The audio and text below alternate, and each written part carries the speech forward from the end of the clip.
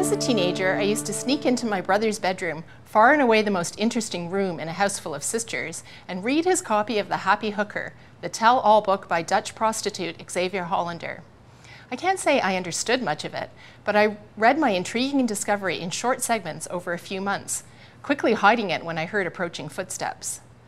The temptation wasn't just the information the book contained, it was the forbidden element of the activity and the potential of getting caught. I hadn't thought of that experience in years until I started hearing about 50 Shades of Grey, a romantic erotic trilogy that occupies the first, second, and third spots on the bestseller lists and has sold over 10 million copies.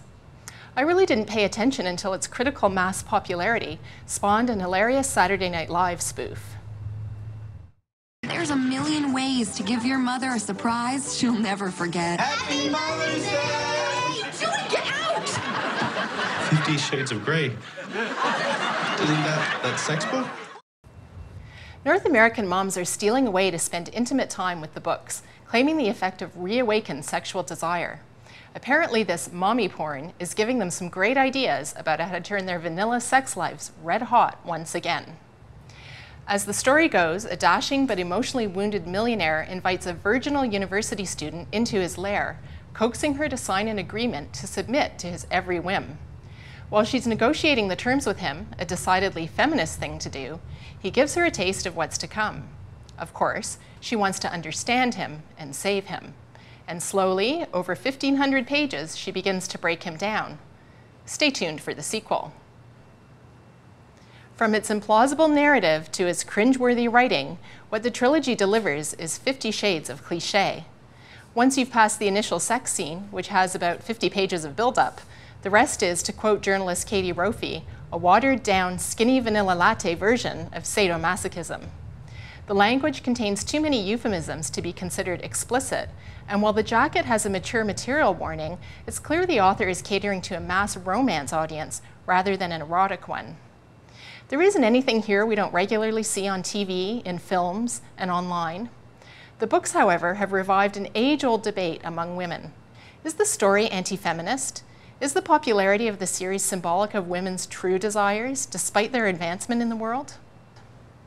In her Newsweek cover story on the topic, Katie Roffey quotes a recent study revealing that over 50% of women have rape fantasies. She concludes that equality may be something women want sometimes and in some areas, but not others, like, say, the bedroom.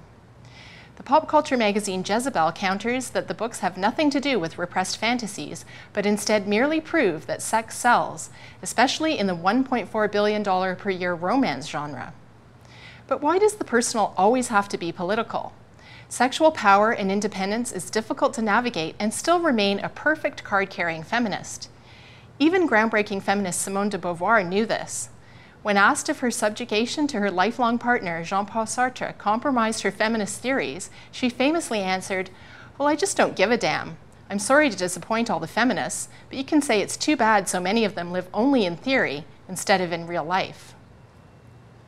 Now, I've read plenty of Facebook confessions about the positive effect of this book, so I don't think women reading 50 Shades of Grey are conflicted about altering the future of gender equality.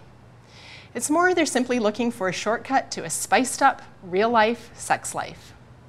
For The Agenda with Steve Paikin, I'm Carla Lucchetta. Support Ontario's public television. Donate at tvo.org.